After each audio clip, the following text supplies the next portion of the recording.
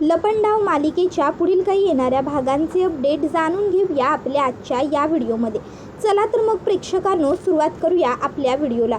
तर आता आपण इथे पाहणार आहोत की कशा पद्धतीने आता इकडे कान्हाने सगळ्या बाजूनेच सरकारची कोंडी केली आहे. आता इकडे सरकार घरातनं बाहेर पडलेले आहेत. आता त्यांच्याकडे ना चप्पल आहे ना पैसे आहेत, काहीही नाही आहे. मग आता सरकार काय विचार करतात?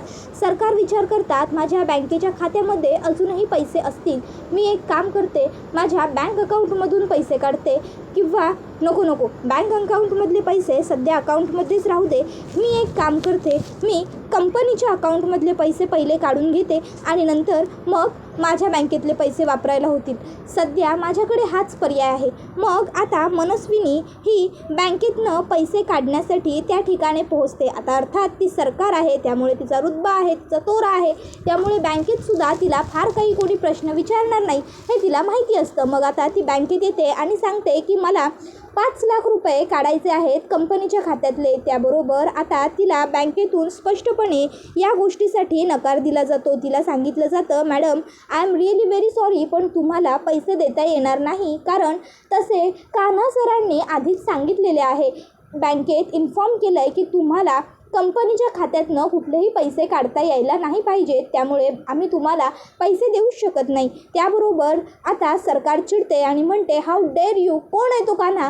हे कामत एम्पायर, ही कंपनी, हे सगळं साम्राज्य माझं आहे आणि मला पैसे हवेत आणि मला पैसे द्यायला तो कान्हा सांगणार आहे का तुम्हाला? तो सांगेल तेव्हा तुम्ही मला पैसे देणार का? हाऊ युजलेस इज इट, मला पैसे हवेत म्हणजे हवेत, आत्ताच्या आत्ता, मला काहीही माहीत नाही आहे कोण आहे तो कान्हा तुम्हाला सांगणार आणि तुम्ही त्याचं ऐकणार आहे. त्याबरोबर मग आता लगेचच त्या ठिकाणी मॅनेजर येतो. तो विचारू लागतो, काय चाललं आहे हे सगळं, काय आरडाओरडा आहे, काय गोंधळ आहे? त्याबरोबर आता सरकार पाठवून म्हणतात, सरकार आली आहे त्यामुळे गोंधळ होणारच. त्याबरोबर लगेचच मॅनेजर म्हणतो, अरे सरकार, तुम्ही इथे काही काम होतं का?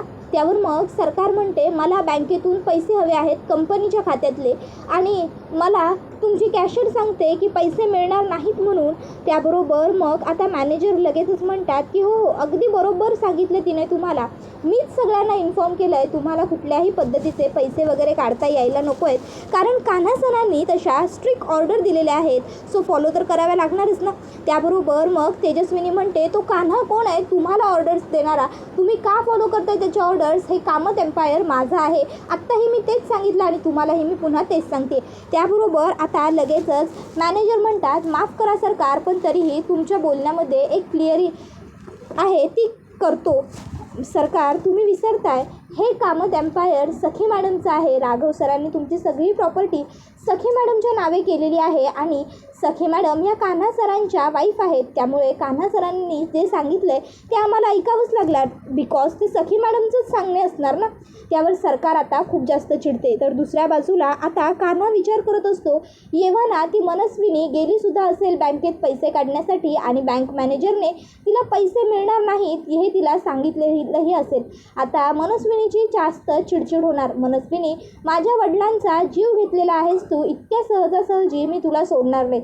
माझ्याच वडिलांचा नाही तर सखीच्या आयुष्याचा जीव घेतला आहेस तू, सखीचं जिवंतपणे आयुष्य नर्क बनवलेलं आहेस तू, हसत्या खेळत्या मुलीचा दुःखाच्या दरीत ढकलला आहेस तू, माझ्या बाबांइतकीच राघव सरांच्या मृत्यूलाही जबाबदार आहेस तू, सखीच्या आईला एवढी वर्ष डांबून ठेवला आहेस तू, तुझ्या प्रत्येक पापाचा हिशोब हा कान्हा कबीर किर्लोस्कर करणारच आणि तुला प्रत्येक गुन्ह्याची शिक्षा मिळवून देणार, ते पण त्याच्या स्टाईलने.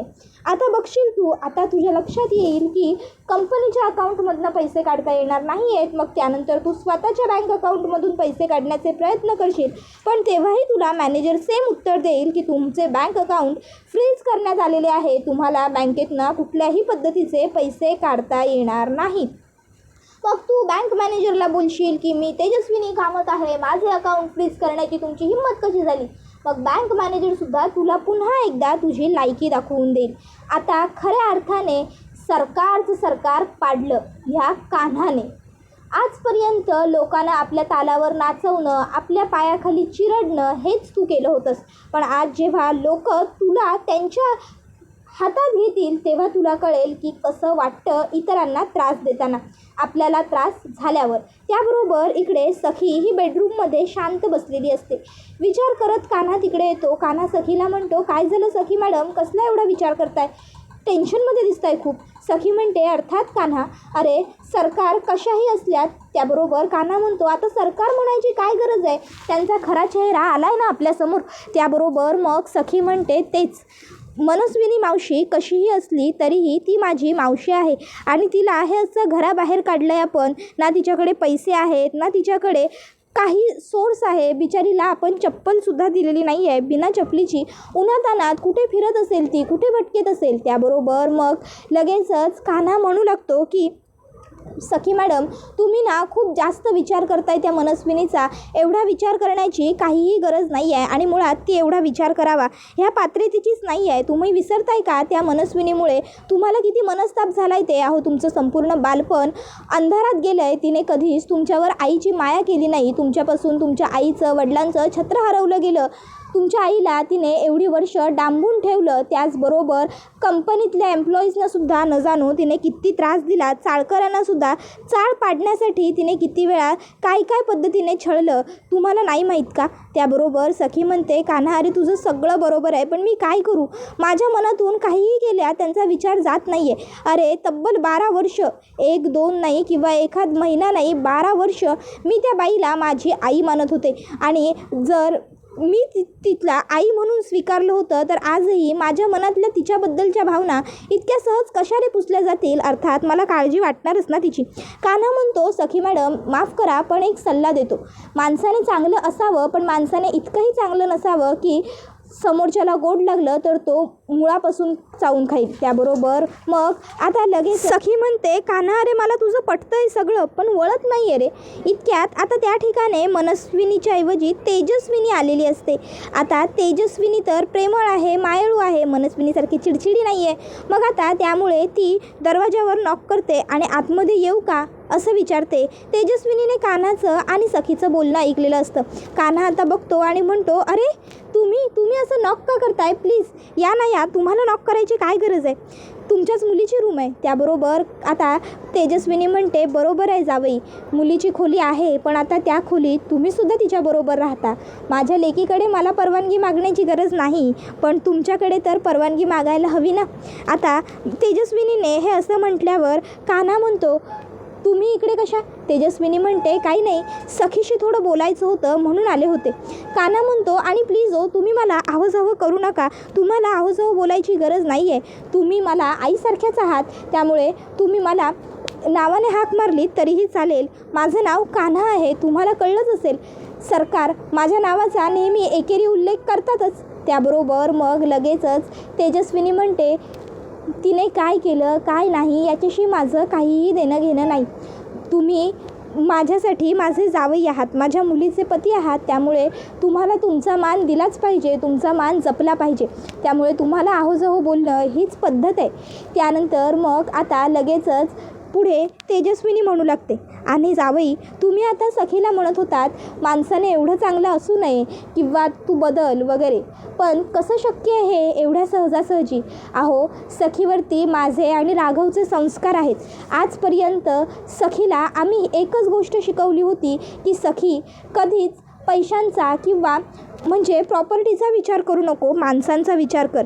पैशापेक्षा जास्त मोल माणसांना दे. आणि आज माझी मुलगी तेच तर करते ना. त्या मनस्विनीने तिला इतकं छळलं, इतका त्रास दिला, नको नको तेवढा तिच्या वाट्याला अंधकार आणून ठेवला, पण तरीही आज माझी मुलगी तिचा एवढा विचार करते. हाच तर चांगुलपणा आहे ना. आणि सखी, तू तिचा एवढा विचार करतेस त्याबद्दल बाळा मला वाईट वाटत नाही आहे, कारण तू जे बोललीस ते बरोबर आहे. 12 वर्ष तू तिला स्वतःची आई म्हणून बघत होतीस, त्यामुळे आजही तुझ्या मनात कुठेतरी मनाच्या कोपऱ्यात तिची जागा तुझी आई अशीच आहे. त्यामुळे तू जे काही तिच्याबद्दल विचार करतेस ना, त्यामध्ये काहीही गैर आहे किंवा काहीही चुकीचं आहे असं मला अजिबातच वाटत नाही. पण बाळा, माणसाने चांगलं असावं, पण त्याबरोबर माणसाने बुद्धिमानसुद्धा असावं. माणसाने जुन्या गोष्टींची जाण ठेवावी. तुला आम्ही शिकवलेले जसे संस्कार तुझ्या लक्षात आहेत आजही, तशीच त्या सरकारने तुझ्यावरती प्रत्येक वेळी वाईट गोष्टींची जी काही फुकणी केली होती, तुला वाईट गोष्टींचा जो काही तिने त्रास दिला होता, ते सगळंसुद्धा आठव बाळा. कधीच तिने तुला तुझ्या आईचं प्रेम दिलं नाही. आठव बाळा, तिला तुझी कुठलीही सवय लक्षात नाही. आठव, आई म्हणण्याचा हक्क तिने तुझ्यापासून हिरावून घे. तिने तुला सरकार बोलायला शिकवलं. सखी, विचार कर. नाही, एखादी आई कठोर होईल, कणखर होईल, पण जेव्हा आपलं मूल समोर असेल ना, तेव्हा ती बाई फक्त आई उरते सखी. पण सरकारमध्ये तुला कधी आई दिसली का गं? त्यावर मग मात्र सखी गप्पच बसते. तर दुसरीकडे आता मनस्विनी बँक मॅनेजरला सांगते की मला माझ्या खात्यातले पैसे हवेत. तर बँक मॅनेजर सांगतो, सॉरी मॅम, कान्हा सरांनी तुमचं अकाउंटसुद्धा फ्रीज केलेलं आहे, त्यामुळे तुम्हाला बँकेतले पैसेसुद्धा मिळणार नाही. त्यावर आता ती दुसऱ्या बँकेत जायला निघते आणि म्हणते, तुम्हाला नंतर बघून घेईन, आधी मी माझ्या दुसऱ्या अकाउंटमधून पैसे काढते. त्यावर मॅनेजर मागून सरकारनं हाक मारत म्हणतो, सरकार, आय थिंक सो तुम्हाला कुठल्या तरी बँकेतनं पैसे मिळतील, बिकॉज कान्हा सरांनी आधीच तुमचे सगळे अकाउंट सील केलेले आहेत, त्यामुळे तुम्ही उगाच तुमचा वेळ वाया घालवताय. त्याबरोबर हे ऐकून मग मात्र सरकारची आता खूपच जास्त चिडचिड होऊ लागते. सरकार टेबलावरती असलेले पेन वगैरे खाली पाडते आणि म्हणू लागते, हाऊ डेअर यू, तुमची हिंमत कशी होते सरकारला वेठीस धरण्याची? सरकार कोण आहे हे तुम्ही विसरलात का? मला जे हवं ते मिळवण्याची मला सवय आहे. आता मॅनेजरचा सुद्धा आवाज चढतो आणि तो म्हणतो, ओ, तुम्हाला जे काही करायचं आहे ना, ते बँकेच्या बाहेर जाऊन, बँकेत ही सगळी तुमची वागणूक चालणार नाही, समजलं ना? Get lost from here.